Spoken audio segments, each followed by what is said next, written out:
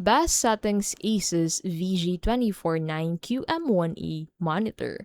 The Asus VG249QM1A is a 240Hz IPS gaming monitor. Let's set it up for the best balance of speed, color, and comfort. So first, go ahead and head over into your settings. So on your settings, go ahead and head over into the brightness settings. So click on change brightness level from here and then go ahead and set this to 40 to 50 and contrast to 80.